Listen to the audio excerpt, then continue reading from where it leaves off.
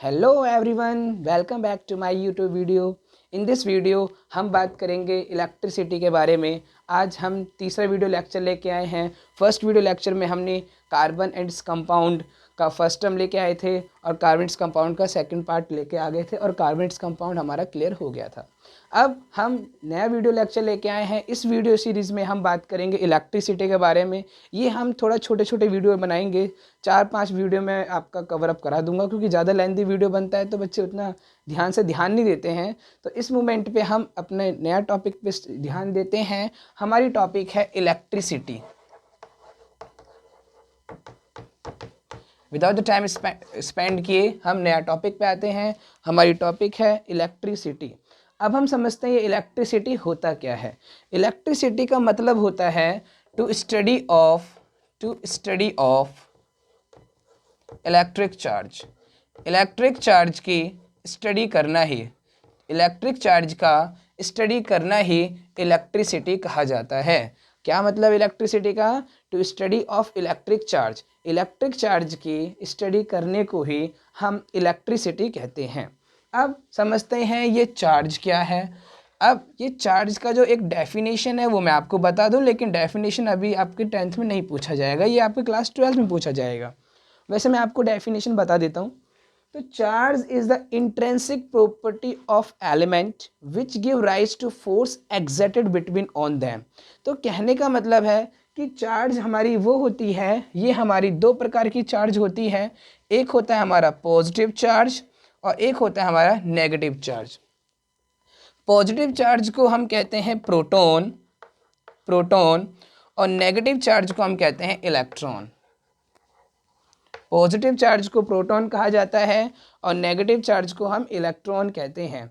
अब समझते हैं ये इलेक्ट्रॉन जो है वो हमारा उस पर कितना चार्ज होता है। तो पहली बात, चार्ज की ऐसा यूनिट कूलम होती है, ये आपको याद रखना है। दूसरा, इसमें वैल्यू कितनी होती है? -1.6 इंटू 10⁻⁻19 कूलम। अगर मैं बात करूँ प्रोटॉन पे कितना चार्ज होता है, तो प्रोटॉन में हो जाएगा, बस प्लस की वैल्यू रहेगी, डिजिट सेम रहेगा, 1.6 इंटू 10⁻⁻19 कूलम। तो ये हमारा टॉपिक है कि चार्ज दो प्रकार के होते हैं, पॉजिटिव नेगेटिव। पॉजिटिव को प्रोटॉन कहते हैं, नेगेटिव को इलेक्ट्रॉन कहते हैं। इस पे चार्ज कितना होता है? -1.6 इंटू 10⁻⁻19 कूलम। और प्रोटॉन पे कितना चार्ज होता है? +1.6 इंटू 10⁻⁻19 कूलम। अब हम बात करेंगे कि एक कूलम में कितने इलेक्ट्रॉन प्रेजेंट होते हैं, उसको ध्यान से समझते हैं। अब इसमें हम समझेंगे कि देखो, एक इलेक्ट्रॉन में हमारा -1.6 इंटू 10⁻⁻19 कूलम होता है। जैसे आपको पता है 1 रुपये में कितना पैसे होता है? 100 पैसे होता है। तो मैं बात करूँ 1 पैसे में कितना रुपये होगा? 1/100 रुपये होगा। उसी तरह एक इलेक्ट्रॉन में हमारा -1.6 इंटू 10⁻⁻19 कूलम है, तो एक कूलम में हमारा कितना इलेक्ट्रॉन होगा। अब ये हम ध्यान देंगे तो बात करेंगे एक इलेक्ट्रॉन में हमारी कितनी कूलम होती है। तो ये वैल्यू हमारी हो जाएगी 1.6 इंटू 10⁻⁻19। अब बोलोगे माइनस क्यों नहीं लिया? माइनस अगर लेंगे तो इलेक्ट्रॉन है, अगर प्लस होगा तो प्रोटॉन है, बस ये समझेंगे और कुछ नहीं। 10⁻⁻19 ऊपर जाके क्या हो जाएगा? 10⁻+19 और ये 1 हमारा मल्टीपल में है और ये हो जाएगा हमारा 1.6। यहाँ से पॉइंट हटाऊंगा तो वैल्यू ऊपर हो जाएगी 10, ये हमारे पास में आ जाएगा। फिर ये हो गया 10 इंटू, इसको हम कैसे लिख सकते हैं? 10⁻1 इंटू 10⁻18। हम इसे ब्रेक डाउन कर सकते हैं अपॉन 16।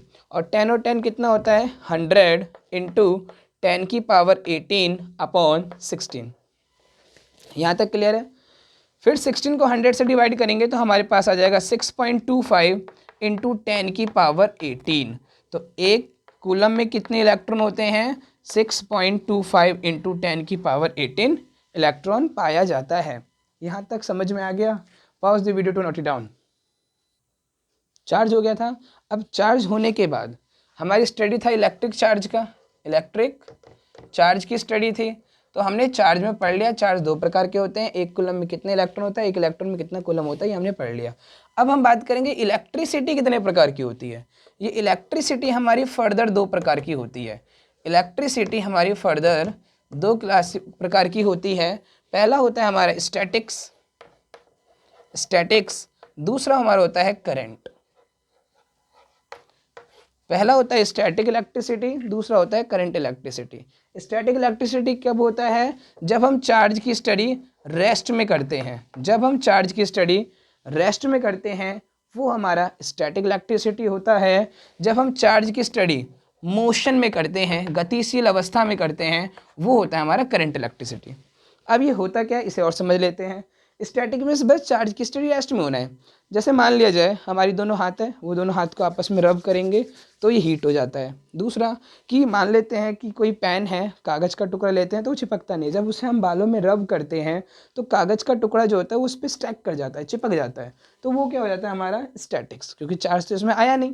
दूसरा क्या है, जब हमारे घर में लाइट आती है, इलेक्ट्रिसिटी आती है, वो हमारी मोशन करके आती है, तो वो हमारी होती है करंट इलेक्ट्रिसिटी। जब मोशन करके आती है उस मोशन को लेके हम ये कुछ टर्म समझते हैं। पहला टर्म है हमारा कंडक्टर, दूसरा है हमारा इंसुलेटर और तीसरा है हमारा सेमीकंडक्टर। कंडक्टर क्या होता है? कंडक्टर मीन्स जिसमें चार्ज फ्लो हो जाता है, to flow of electric charge. Electric charge का फ्लो हो जाने ही कंडक्टर कहा जाता है। जिसमें चार्ज फ्लो होता है उसे हम कंडक्टर कहते हैं। जिसमें चार्ज फ्लो नहीं होता वो हमारा इंसुलेटर होता है, और जिसमें चार्ज फ्लो हो भी जाता है और नहीं भी होता उसे सेमीकंडक्टर कहा जाता है। इसके एग्जांपल हो गए हमारे मेटल्स। मेटल्स में कैसे हो गए, जैसे मान लेते हैं सोडियम है, सोडियम होता है 11, तो 2,8,1 इसकी हो जाती है इलेक्ट्रॉनिक कॉन्फ़िगरेशन। आउटर मोस्ट में एक इलेक्ट्रॉन, जिसके आउटर मोस्ट में +1 +2 +3 होता है, ये ऑल्स होते हैं हमारे मेटल। ये जितने होते हैं सब हमारे मेटल्स होते हैं।